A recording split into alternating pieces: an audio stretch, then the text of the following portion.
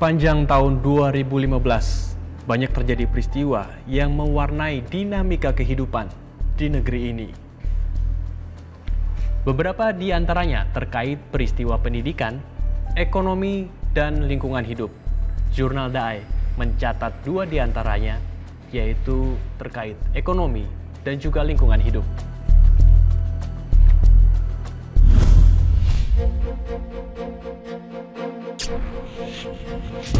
Tantangan di tengah krisis ekonomi dapat membawa kita pada 2 hal. Pertama, kesadaran untuk hidup lebih bijaksana, dan kedua, kesempatan untuk mengembangkan ekonomi. Gubernur Bank Indonesia, Agus Martowardoyo, menyebutkan pertumbuhan ekonomi pada tahun 2015 diperkirakan 4,7% hingga 5,1%. Proyeksi ini lebih rendah dari perkiraan sebelumnya 5% hingga 5,4%. Bagaimana kondisi perekonomian Indonesia pada tahun 2015? Apakah sesuai dengan target?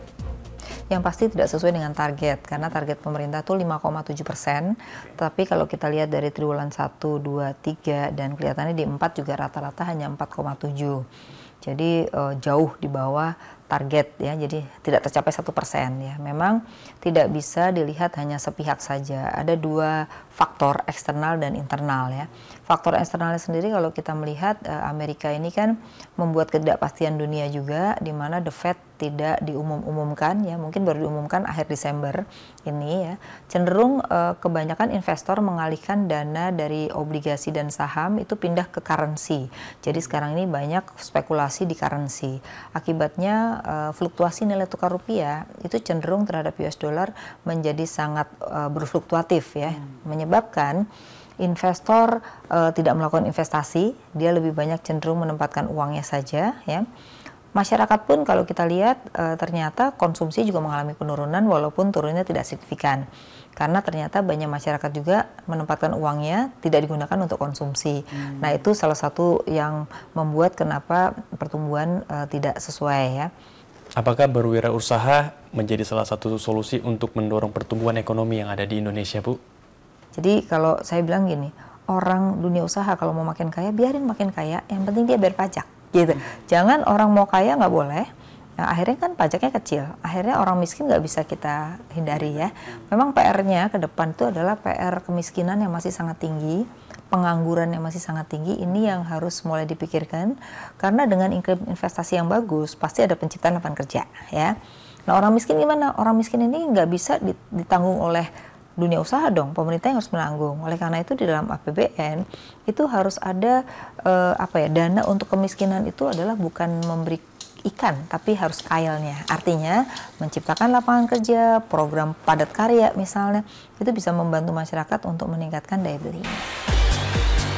Industri kreatif merupakan jenis wirausaha yang berasal dari pemanfaatan kreativitas, keterampilan, dan bakat individu untuk menciptakan lapangan pekerjaan. Tepat di penghujung bulan Agustus lalu, digelar sebuah acara ajang kreatif anak muda ASEAN dan Jepang di Jakarta. Acara tersebut bertajuk ASEAN Youth Creative Industry Fair atau Pameran Industri Kreatif Anak Muda ASEAN. 125 pelaku dan pegiat industri kreatif berpartisipasi dalam ajang yang pertama kali diadakan di Jakarta ini.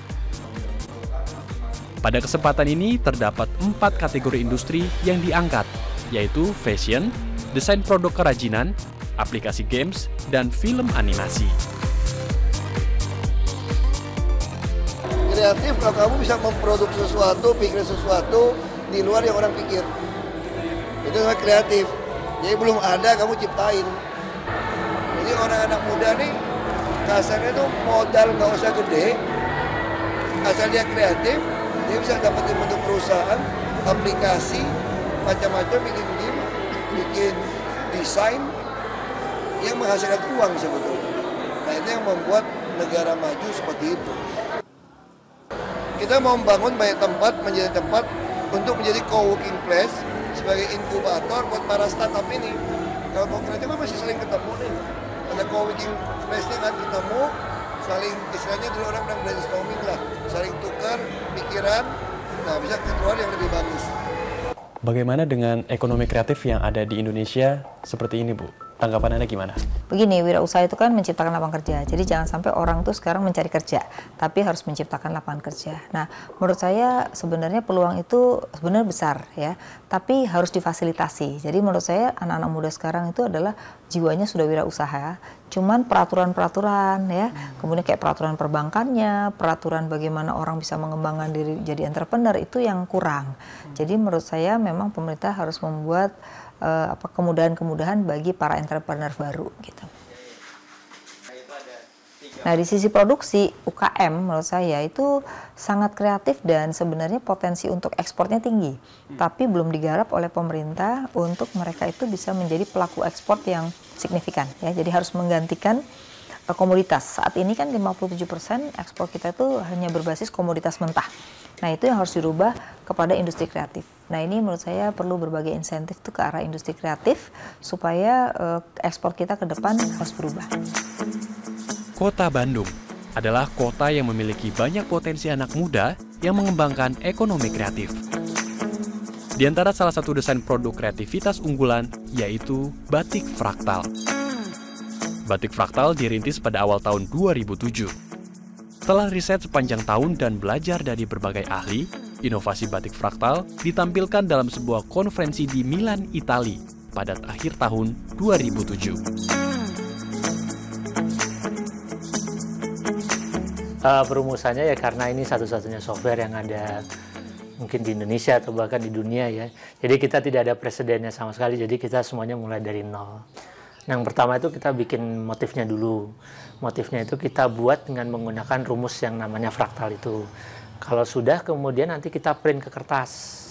Kalau sudah di print ke kertas, kemudian nanti kita jiplak ke kain. Dijiplak di kain atau nanti dibuatkan capnya dengan menggunakan tembaga. Sudah itu semuanya dengan proses tradisional. Kerajinan batik ini tidak hanya memberikan kontribusi positif bagi perekonomian, tapi juga bagi dunia pendidikan. Banyak mahasiswa dan pelajar yang datang ke tempat produksi batik fraktal untuk belajar cara penggunaan teknologi dan pembuatan batik ini. Selain batik fraktal, banyak pula industri kreatif anak muda yang mengangkat potensi khas negeri sendiri. Salah satunya, Wangsa Jelita yang mengangkat keunggulan produk perawatan tubuh organik. Pada tahun 2009, Nadia Fadila Saib mengikuti program mahasiswa wirausaha Institut Teknologi Bandung. Ia mendapatkan dana bantuan modal usaha dengan mengusung nama Wangsa Jelita.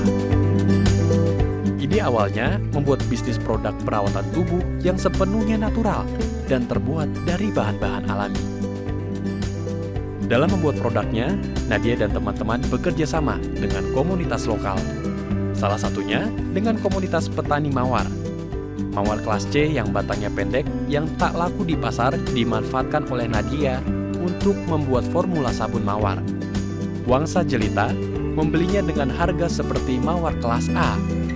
Selain itu, para petani yang menjadi mitra juga mendapat 10% dari profit penjualan sabun mawar. Jadi dari situlah, oke, kalau gitu ternyata bisnis ini nggak cuma sekedar yang tradisional cari duit doang kok, kita bisa juga ngasih impact ke orang-orang yang part of bisnis sistemnya gitu. Jadi mereka supply mawarnya kita olah untuk bisa jadi produk. Dari situ sih sebenarnya. Harapannya sih nanti semoga nggak cuma sekedar ekonominya aja, tapi juga cara pikirnya bahwa ternyata ada kok alternatif marketnya. Jadi nggak ketergantungan dengan satu pihak, entah itu bandar atau tengkulak gitu. Mereka bisa cari-cari akses yang lain. Kini Wangsa Jelita juga turut memberdayakan warga di Desa Sarongge, Cianjur. Sejak tahun 2014, Wangsa Jelita bermitra dengan komunitas Sarongge untuk menghasilkan sabun mandi natural dari kopi, teh hijau, dan juga sereh.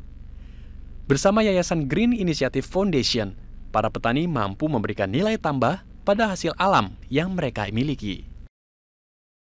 Oke, baik. Harapannya dengan pertumbuhan ekonomi di tahun depan, tahun 2016 apa, Bu? Ya tadi, 2016 itu masih akan berat.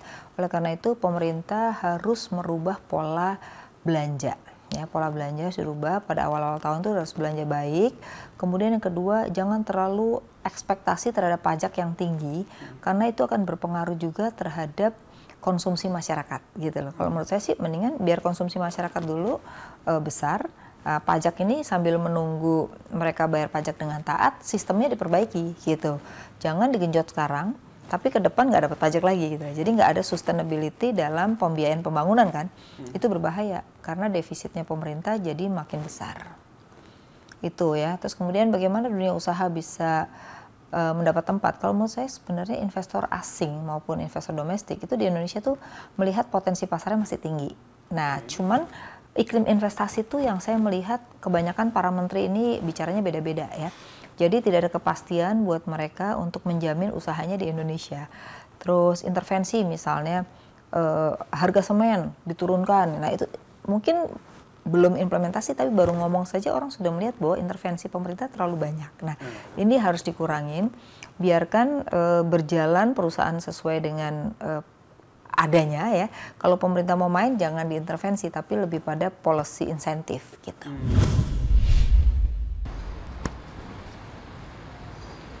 Selain perekonomian, peristiwa yang menggugah selama tahun 2015 yaitu terjadinya berbagai perubahan cuaca dan bencana alam. Hal ini dapat terjadi akibat perubahan iklim ataupun ulah manusia yang kurang memperhatikan lingkungan.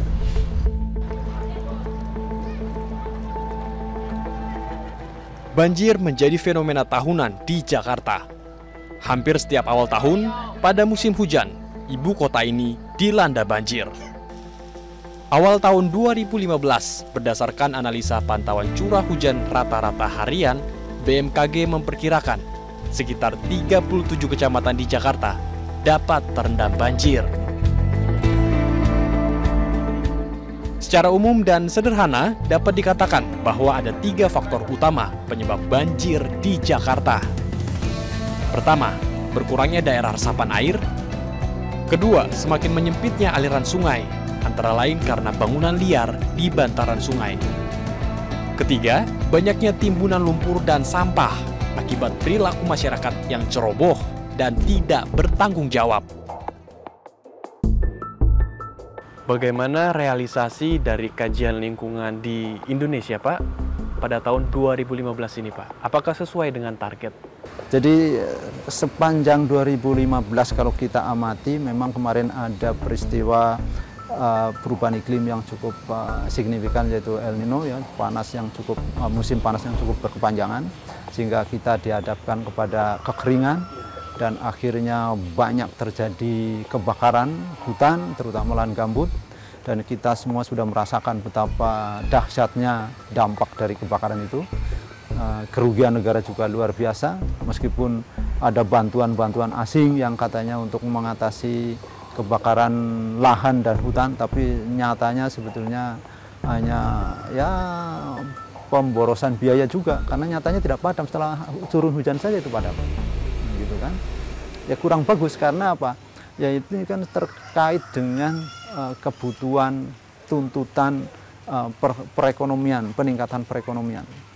Penduduk semakin banyak, kebutuhan akan lahan semakin meningkat, otomatis terjadi ketidakseimbangan antara lingkungan yang mestinya berupa tutupan hutan yang bisa menjaga keseimbangan lingkungan dengan alokasi lahan untuk perkebunan, pertanian dan lain sebagainya itu yang membuat perubahan dalam tanda kutip iklim secara signifikan.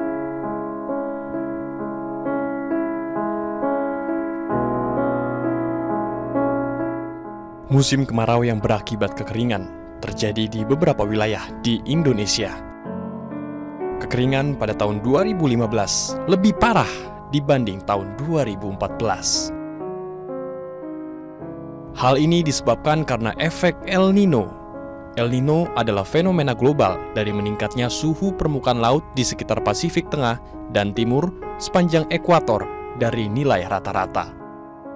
Akibat dari El Nino, curah hujan secara drastis akan berkurang dan mengakibatkan kekeringan. Kekeringan memberikan dampak ketidakstabilan aktivitas manusia dalam kehidupan sehari-hari. Kondisi ini terjadi di berbagai daerah di Indonesia pada tahun 2015.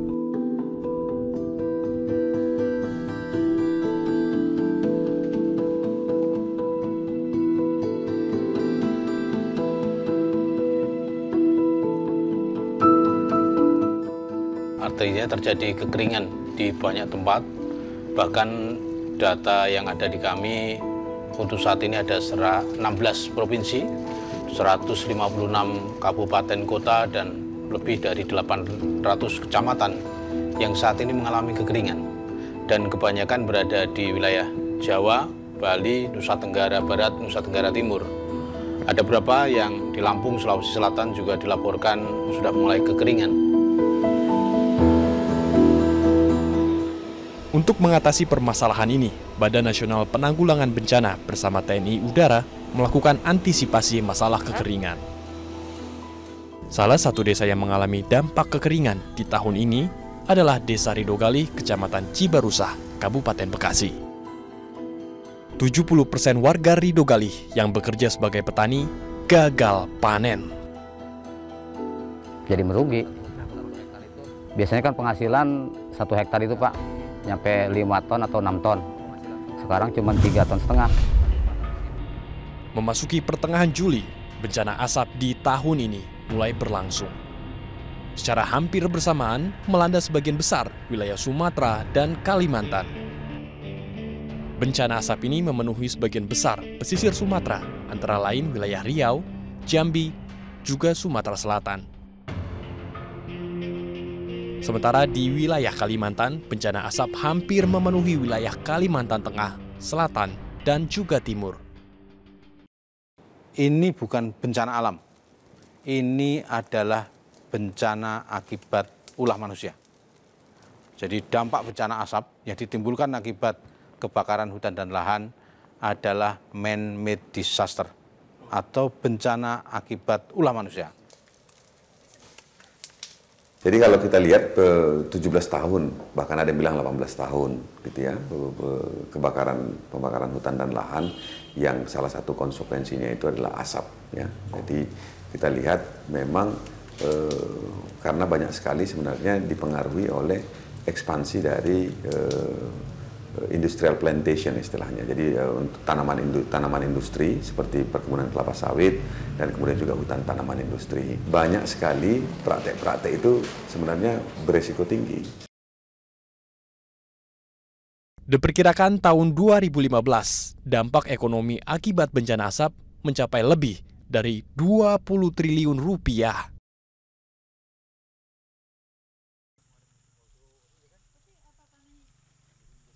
BNPB awalnya menganggarkan 385 miliar untuk mengatasi bencana asap. Dan duit tadi sudah habis. Di September, BNPB sudah mengajukan lagi ke Kementerian Keuangan 750 miliar. Dan Kementerian Menteri Keuangan sudah setuju.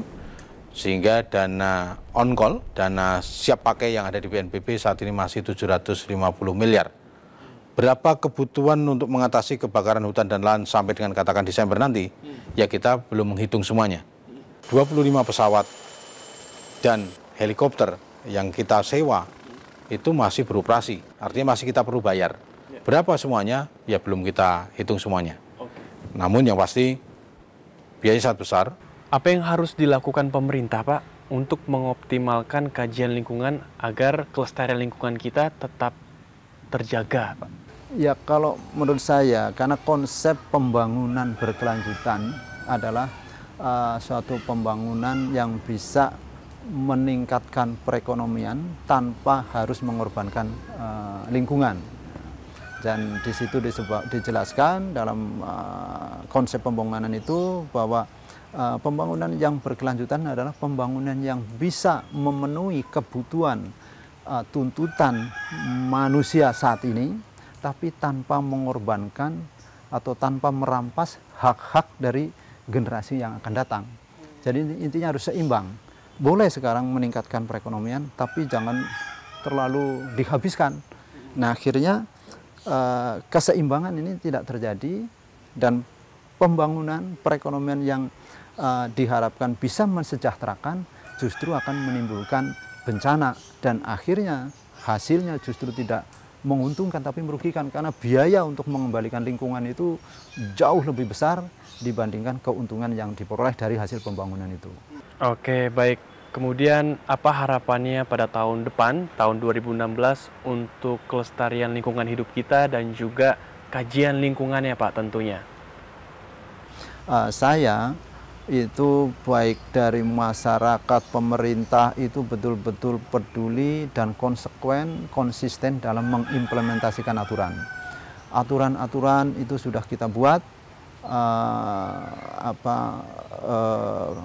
misalnya dilarang membuang sampah sembarangan begitu ya, himbauan-himbauan juga sudah dilakukan oleh pemerintah, tapi kelihatannya tanda kutip semuanya itu tidak begitu bagus berjalannya ya.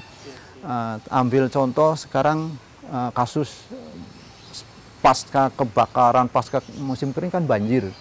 Nah, apakah masyarakat dan pemerintah sudah siap mengatasi banjir ini? Karena biasanya kan dulu sudah kita sadari bahwa kalau ada El Nino, pasangannya La Nina yang banjir itu curah hujan yang tinggi. Nah, ini kalau kita tidak sadar, masyarakat juga tidak sadar, buang sampah masih sembarangan, kemudian pemerintah yang diberi tugas atau amanat untuk menjalankan aturan juga tidak konsekuen begitu, ya sulit sekali diharapkan. Tapi ya kembali saya sangat berharap ya bahwa kita semua konsekuen lah.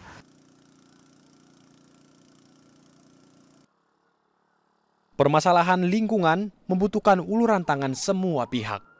Lingkungan yang rusak tentu berdampak buruk bagi kehidupan manusia itu sendiri. Bencana banjir, tanah longsor, kekeringan, kebakaran, dan kerusakan hutan adalah beberapa di antaranya. Sudah waktunya manusia bersama-sama melakukan pertobatan ekologis demi masa depan bumi Indonesia yang lebih baik.